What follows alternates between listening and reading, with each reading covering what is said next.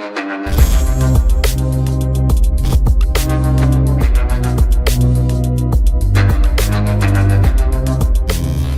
वालेकुम गाइस, कैसे हैं आप? उम्मीद करता हूँ कि आप सब खैरियत से होंगे, खुश होंगे और हमारी दुआ कि हमेशा खुश रहें, हंसते और मुस्कुराते रहें।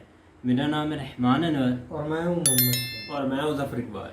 और आज हम जिस वीडियो प्ले करने जा रहे हैं, इस वीडियो का टाइटल है major Gaurav Arya explain how Turkey and Pakistan are trying to interfere in India affairs. तो क्योंकि ये काफ़ी अंदर घुसने की भाई जो साजिश रची है, तो देखते हैं भाई। सबसे पहले वीडियो, अगर वीडियो पसंद आए तो लाइक सब्सक्राइब जरूर कीजिएगा, कमेंट में अपनी राय के साथ जरूर कीजिएगा। तो चलो वीडियो करते हैं शुरू।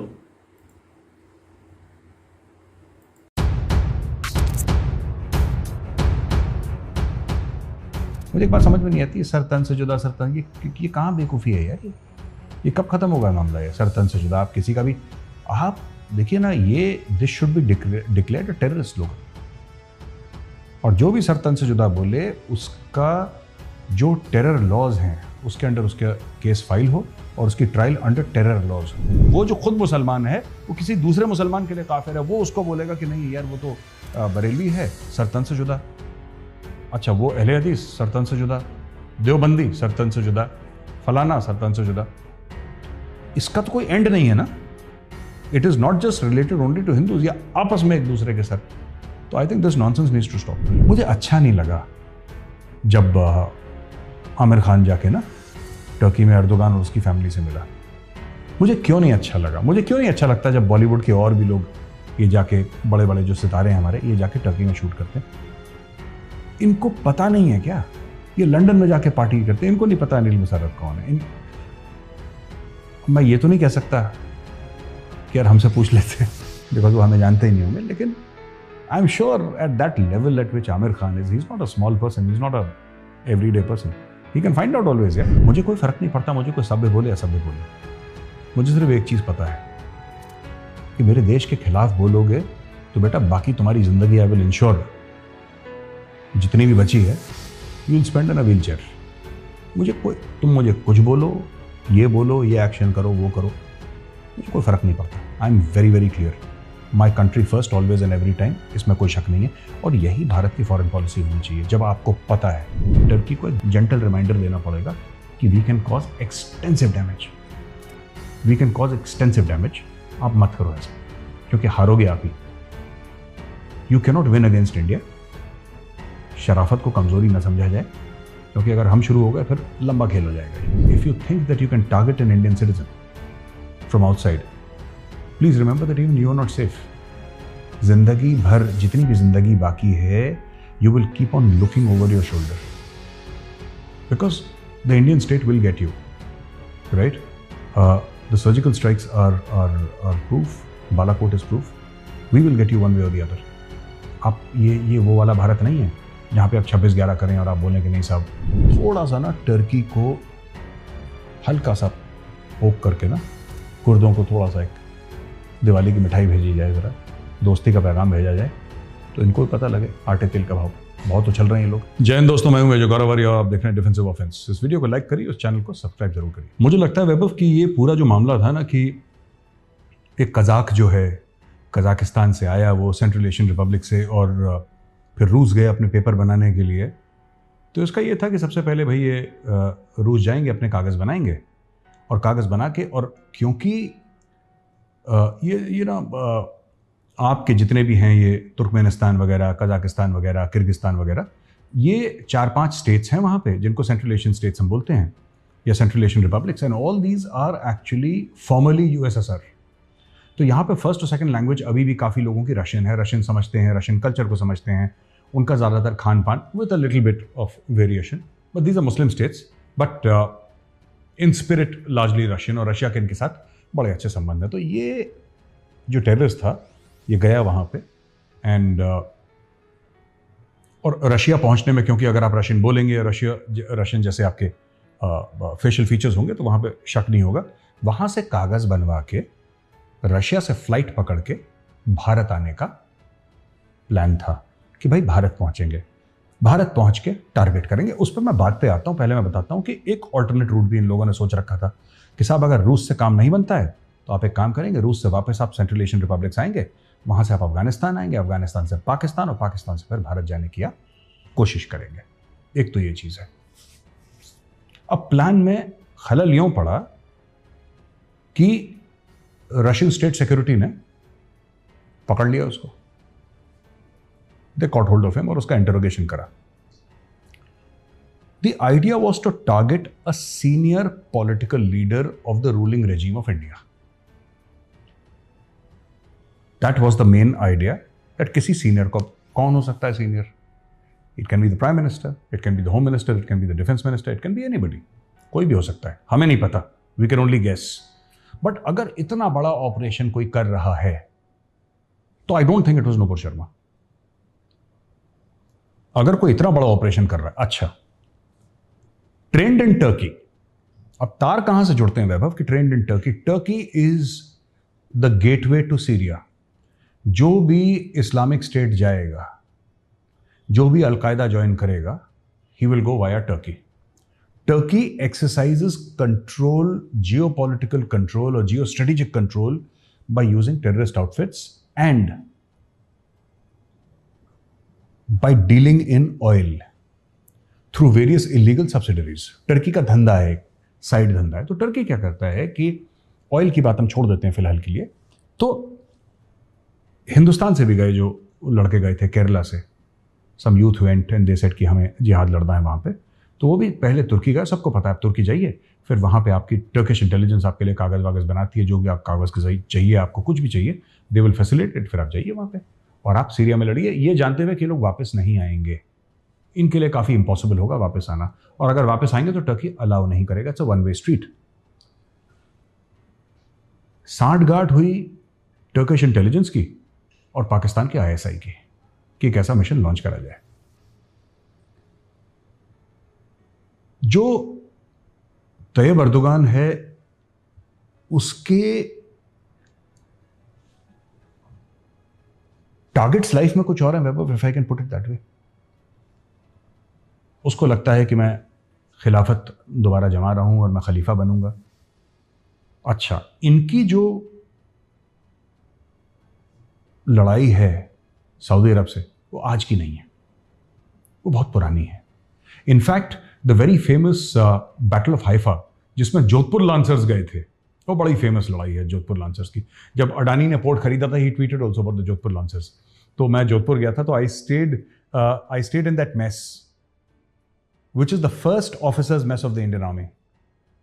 It's in Jodhpur inside the cantonment, and it is the first officers mess of the Indian Army. आप समझ लीजिए कितने 100 साल पुराना होगा वो मेस। बड़ा खूबसूरत, बड़ा खूबसूरत।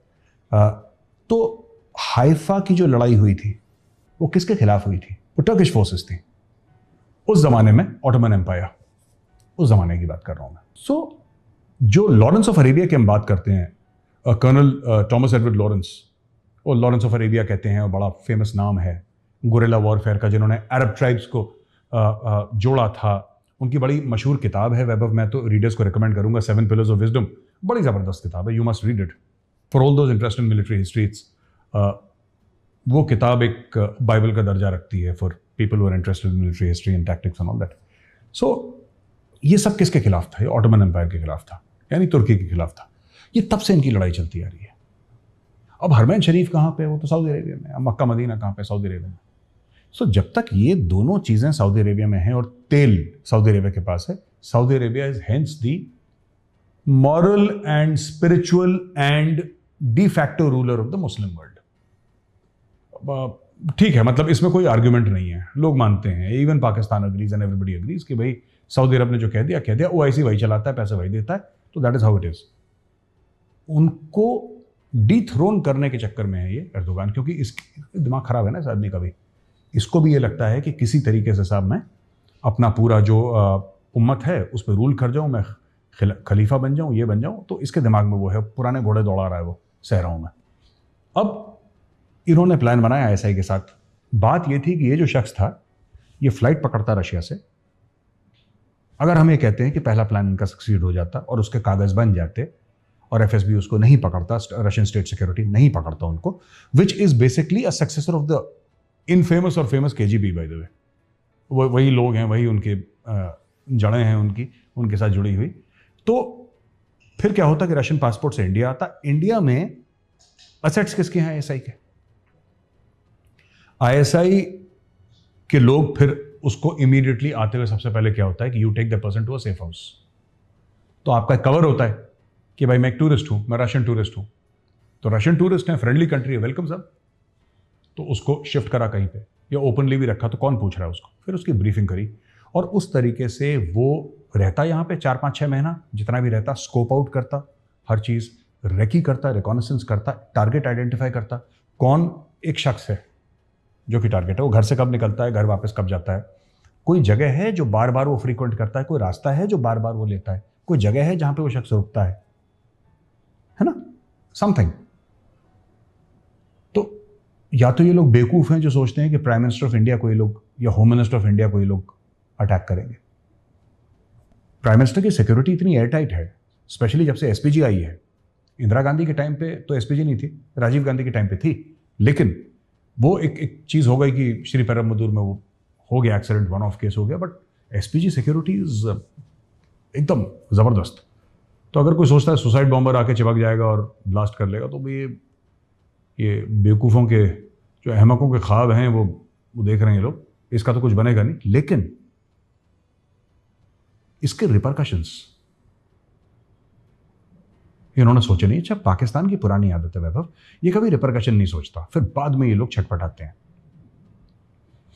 अभी टॉपिक तो ये नहीं है, लेकिन आपने देखा पहले शहबाज गिल, मैं शहबाज गिल पे बात ला रहा हूं, so called doctor Shahbaz Gill, ये पता नहीं कहां से पीएचडी करते हैं लोग। पहले कितनी बढ़के मारता था शहबाज गिल, मैं ये कर दूंगा, ये कर दूंगा, ये कर दूंगा, ठीक है। और मैं चाहता हूं कि आप थोड़ा सा क्लिप अगर दिखा दें तो बड़ी मेहरबानी होगी। दोस्तों, आप देखिएगा कि पहले शहबाज गिल किस तरीके से गाली गलौज करता था, किस तरीके से बीप आउट करना पड़ता था सर्टेन सेंटेंसेस, खुला चैलेंज। और एक बार उसका सॉफ्टवेयर अपडेट हुआ, यानी कि एजेंसीज ने उसको पकड़ा और जैसे पाकिस्तान में कहते हैं उसको फेंटियां लगाई, या जो भी उसके साथ XYZ करा। मैं गिल्लां दा पुੱਤ है, नागरां दा रहण वाला जट है, इस्माइल गिल दा पोतरा है। ਅੰਬਰਸਰ ਤੋਂ ਉੱਠੇ ਸਾਂ ਅਸੀਂ, 7 ਪਿੰਡ ਸਨ ਸਾਡੇ, ਤੇ ਉੱਥੇ ਡਿਜਕੋਟ ਫੈਸਲਾਬਾਦ ਜਾ ਕੇ 7 ਦੇ 7 ਪਿੰਡ ਬੈਠੇ ਨੇ। ਇਹ ਜਿੱਡੀ ਤੁਹਾਡੀ ਪੂਰੀ ਸਲਤਨਤ ਹੈ ਨਾ, ਮੇਰੇ 7 ਪਿੰਡ ਆ ਗਏ ਤੇ ਰੁੜ ਜਾਣੀ ਹੈ। ਮੇਰਾ ਕਸੂਰ ਅੱਜ ਦਾ ਇਹ ਕਿ ਮੈਨੂੰ ਮੁਅੱਜ਼ਜ਼ ਅਦਾਲਤ ਨੇ ਸੱਦਿਆ ਤੇ ਮੈਂ ਤੁਹਾਡੇ ਤਰ੍ਹਾਂ ਮੇਰੀ ਕਮਰ 'ਚ ਦਰਦ ਨਹੀਂ ਹੋਈ।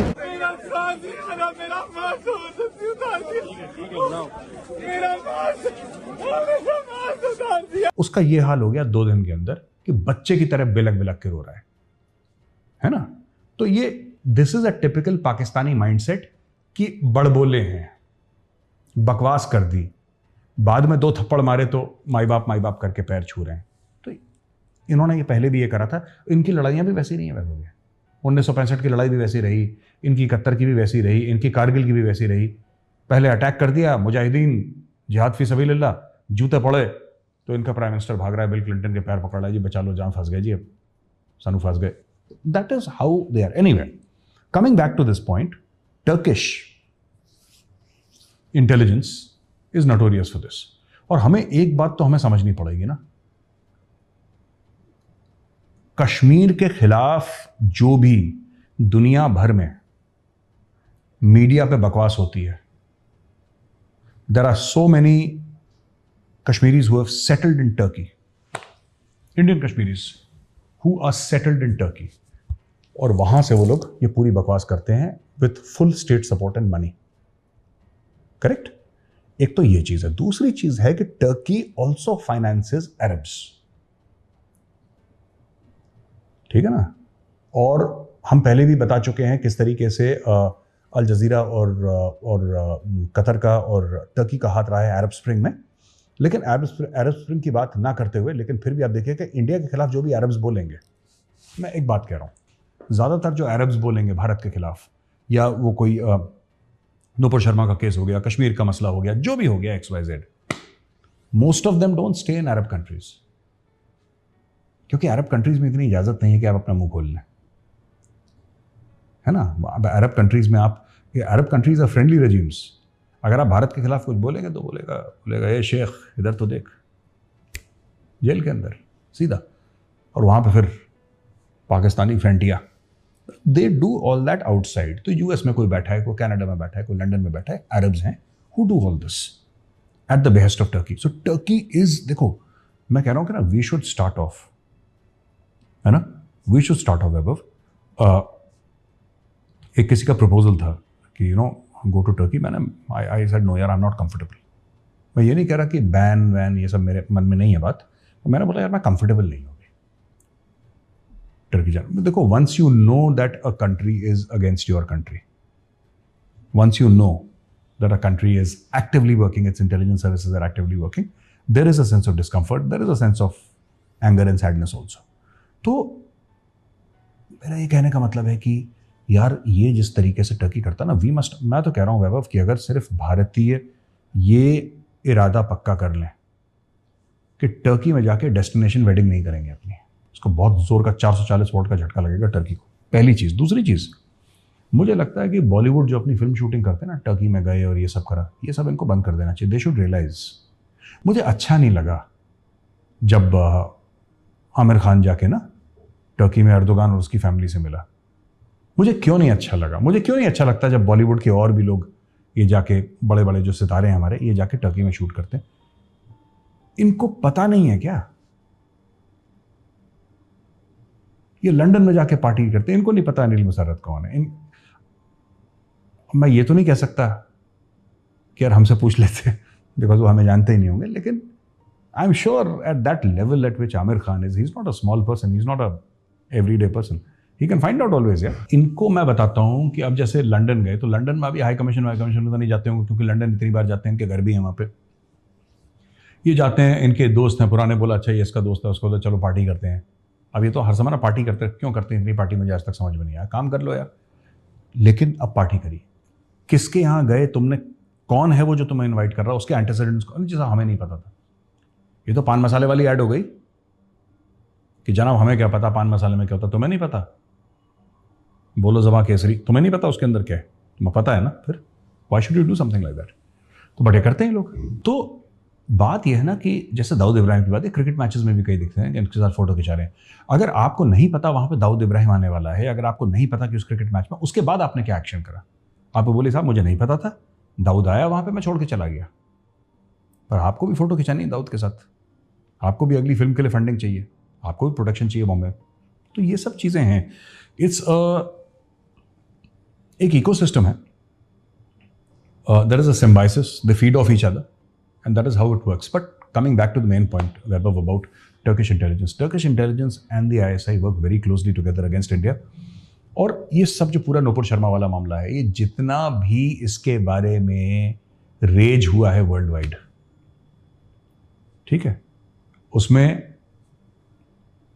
या फिर अ थ्रेट फ्रॉम अल-कायदा और a threat from the Islamic State, it all starts with Al Jazeera, क्योंकि इंटेलिजेंस एजेंसीज तो they work in the shadows, वो तो सामने तो नहीं आते हैं, वो प्रेस ब्रीफ्स तो देते नहीं हैं। तो this is how they do it, they you know these people fund them, they direct them, और फिर इस तरीके से ये लोग करवाते हैं कि भारत को नुकसान हो। तो वी मस्ट हैव, देखो यार कुछ ना कुछ तो भारत को ना टर्की के खिलाफ करना पड़ेगा। ये we are very obsessed Vaibhav with being nice. ये हमारा भारतीयों का एक कैरेक्टर फ्लॉ है। हमें लगता है कि हमारे चरित्र में कमी है ये। हमें बहुत अच्छा लगता है कि लोग हमें अच्छा बोलें, हमें बहुत अच्छा लगता है कि लोग ये बोलें कि यार देखो कितने अच्छे लोग हैं, कितने सभ्य लोग हैं। मुझे कोई फर्क नहीं पड़ता, मुझे कोई सभ्य बोले असभ्य बोले, मुझे सिर्फ एक चीज़ पता है कि मेरे देश के खिलाफ बोलोगे तो बेटा बाकी तुम्हारी जिंदगी आई विल इंश्योर, जितनी भी बची है, you will spend in a wheel chair.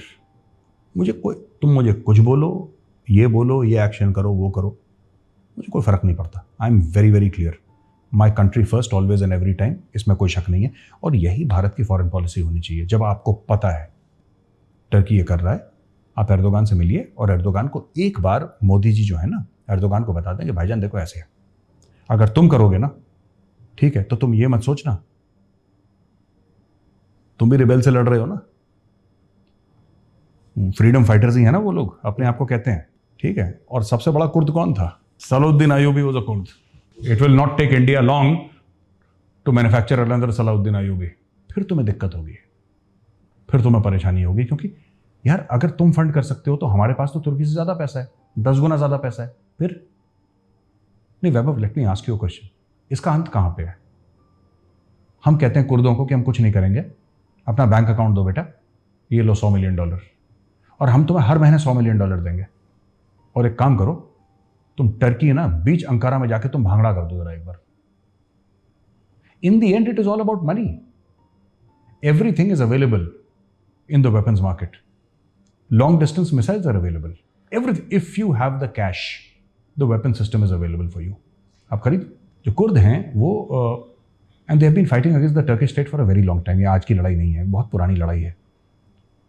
और ये मुझे लगता है कि ये टर्की का एक, जैसे अगर वो कश्मीर में दखल देते हैं, ये बात हम पहले भी एक बार कर चुके हैं अपने वीडियो में, अगर तुर्की दखल देता है वैभव कश्मीर में, so we must go and say hello to the Kurds. मेरा भी अमेरिकन एक्सेंट आ गया, कर्ड्स, कुर्दों के साथ हमें भी थोड़ा सा हाथ मिलाना पड़ेगा। और थोड़ा सा मुझे लगता है कि टर्की को एक जेंटल रिमाइंडर देना पड़ेगा कि we can cause extensive damage, we can cause extensive damage. आप मत करो ऐसे, क्योंकि हारोगे आप ही।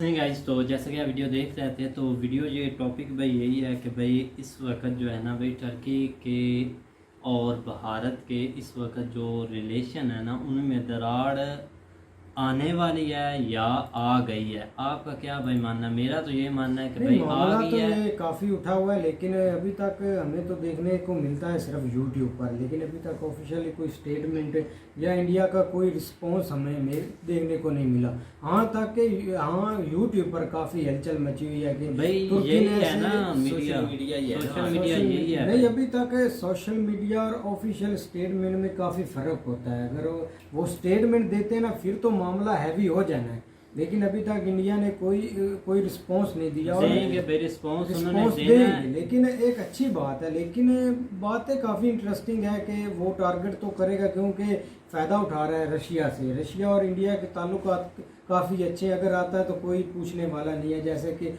उधर इंडिया जाता है तो रशिया भी काफ़ी एक ट्रीट उनको देता है, बहुत अच्छा ट्रीट करता है, बिल्कुल। लेकिन एक बात की नहीं समझ लगती कि जब नरेंद्र मोदी ने गए थे उधर, उन्होंने तैयब उर्दगान को एक जादू की जप्पी भी दी थी, मिले भी थे, तब कोई मतलब इंडिया का ऑफिशियल यूट्यूब पर या किसी ने नहीं बोला कि ये भाई इंडिया तुर्की ने हमें इतना नुकसान किया है, तुर्की ने ऐसा किया है, ये हमारे वज़ीर आज़म से क्यों गले मिल रहे हैं, या ऐसा को होता है ना स्टेट में। लेकिन जब आमिर खान उधर जाता है, उनके साथ मिलता है, तो ये काफ़ी एक हलचल मच जाती है यार। वो इस चीज़ को कवर कर रहे हैं कि ये जो थोड़ा सा सिनेरियो और है।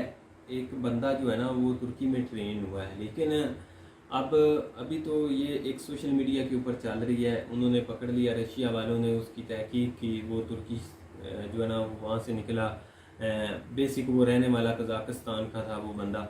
लेकिन अब मसला ये है कि अब इसके ऊपर आगे तहकीक होगी, लेकिन इसको इतनी जल्दी तुर्किश गवर्नमेंट के साथ जोड़ना मुझे नहीं लगता काफी एक खतरा मोल लेने वाली बात है। अभी तक ठीक है, लेकिन क्योंकि बिल्कुल सही बात है, अभी ऑफिशियली तौर पर तो कुछ भी नज़र नहीं आया कि ऑफिशियली तौर पे इन्होंने कुछ उनको जो है ना वो ऑफिशियली स्टेटमेंट है, खबर भी है, लेकिन इंडिया का अभी तक कोई रिस्पांस नहीं हुआ। इंडिया लेकिन अगर भी अभी इसके ऊपर तहकीकात चल रही हो, मजीद उसके ऊपर जो है ना वो उस लड़के से पूछगछ हो रही हो, ये तो अभी उन्होंने जस्ट इनको ये बता दिया कि ये एक मामला हुआ है, हमने बंदा पकड़ लिया। तक जाएंगे आगे जो है ना वो इतनी जल्दी मामलात नहीं होते। ये भी जाके पता चलेगा कि वहाँ पे कौन सी तंजीम बैठी है जिसने ये काम किया है।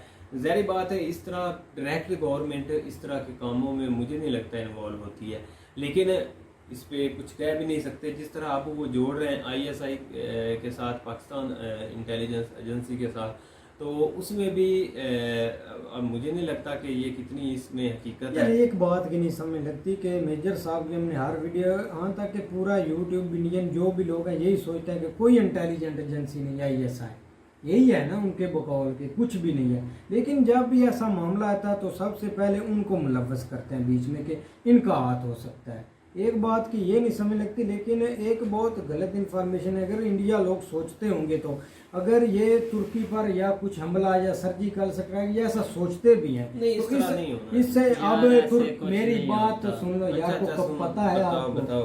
तुर्की नहीं। पर हमला ये करते हैं का, अब मिसाल के तौर पर तुर्की नेटो का हिस्सा है ना। अगर नेटो का ये उसूल है, अगर नेटो के मुल्क पर कोई भी हमला करता है तो पूरा नेटो मिलकर उस मुल्क पर हमला करेगा। ठीक है, लेकिन मेरी बात सुनो, आपकी बात बिल्कुल ठीक है कि एक जो है ना एक वो बंदा पकड़ा गया और नेटो तक बात चली गई अब। तो यही है ना, बंदा पकड़ा यार। ये आपको वीडियो के बकौल ही बता रहा हूँ कि मेजर साहब बोल रहे हैं कि हमें तुर्की को सबक सिखाना चाहिए, कुछ ना कुछ वगैरह सर्जिकल स्ट्राइक या ऐसा वगैरह कुछ सर्जिकल स्ट्राइक करना चाहिए। मेरी लेकिन बात आपको बता रहा हूँ कि वो नेटो का हिस्सा है। वो चाहे नेटो का हिस्सा है, वो कौन से कह रहे हैं हमने सर्जिकल स्ट्राइक करनी है। ये थोड़ा जंग के एंड इस छोटी सी मसले का जो है ना वो एंड जंग नहीं होता। इसके ऊपर आगे तहकीक होगी ना, वो जब प्रूफ होगा तो फिर वो आगे कोई स्टेप क्या होगा उसके साथ थोड़ा सा जो है ना वो ऑफिशियली को थोड़ा बहुत बाइकाट करेंगे। उनका जो है ना वो जो वहाँ पे बैठा हुआ है सफीर, उसको बुला के उसके ऊपर एहतजाज उसके सामने रिकॉर्ड करवाएंगे। तो यही एक कोई होता है ना। कंपनी बंद कर लेंगे, ठीक है कोई ना, इस कंपनी तरह वगैरह के भी नहीं बंद होती यार। यार, इस तरह के हमारी थोड़े बहुत सोच है कि ऑप्शन लोग ही वो ट्रेड कर बंद लेंगे। कर देंगे, लेकिन ट्रेडें बंद नहीं होती। वो ऑफिशियली तौर पे अभी तो उसके ऊपर तहकीकात चल रही हैं। लेकिन ये एक मामला तो कम से कम उठा है ना कि एक बंदा यहाँ से उठा है, वो रहने वाला इधर का है, वो उधर गया है, वहाँ से जो है ना वो पकड़ा गया है।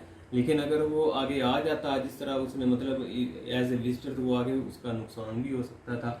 लेकिन ये है कि अब इसके ऊपर चलो उन्होंने कुछ ना कुछ पकड़ लिया है। अब आगे जो है ना उसके ऊपर अब टाइम लगेगा, वो थोड़ा बहुत जिसके ऊपर जब उसके ऊपर तहकीकात होंगी तो फिर पता चलेगा कि उसके ऊपर क्या जो है ना वो रिजल्ट निकलता है। तो अभी तो ये चलो जस्ट एक सोशल मीडिया पे चल रहा है, ऑफिशियली तो उसके ऊपर वो सोच रहे हैं ना कि हमने किस तरह इसके ऊपर आगे जो है ना लेकिन अब दौर भी चेंज हो चुका है। लेकिन मेजर साहब हर मिसाल एक पुरानी देते हैं कि उन्होंने ऐसा किया, उन्होंने ऐसा किया, हाँ तक कि उन्होंने सब कुछ ठीक किया भी है। लेकिन अब दौर चेंज, लड़ाई और टेक्नोलॉजी वगैरह। लेकिन सलाहुद्दीन जो भी देखा जाए तो उसने कर दिखाया था। अब कोई भी नहीं बन सकता कि मैं उसके जैसा बनूंगा, ऐसा करूंगा। अब ना तो वो दौर है, ना वो चीज़ें रही, ना वो वो अपने बादल अपने है। दौर के वो थे, जो भी उनका था एक हिसाब किताब। अब के दौर के और हैं, इनकी अगले आने वाले लोग मिसालें देंगे अगर दुनिया और बची तो। अगर लेकिन यहाँ पर देखा आप जाए तो मेरी बात देखा जाए तो ऑटोमन एम्पायर ने हुकूमत की है, उन्होंने राज किया है। बिल्कुल, ये आप एक रियलिटी है, ये आपको मानना पड़ेगा। जैसे आप मेजर साहब को बोल रहे हैं, अब यहाँ पर ये तो नहीं ना मिसाल अब ले सकते कि जो इमरान खान बोलता है कि अच्छा छोड़े, क्या बोलते हैं इमरान का, बोल दे। अच्छा ये तो छोड़ो मैं यार, बोल बाकी रही हूँ। वीडियो अच्छी थी। बिल्कुल भाई, तो तो साहब ने अच्छे तरीके से एक्सप्लेन किया है। बिल्कुल भाई, बाकी देखते हैं कि भाई इसका अंत क्या होता है। और वीडियो करते हैं, अगर वीडियो पसंद आए तो लाइक सब्सक्राइब जरूर कीजिएगा और कमेंट में अपनी राय के साथ जरूर कीजिएगा। अल्लाह हाफ़िज़।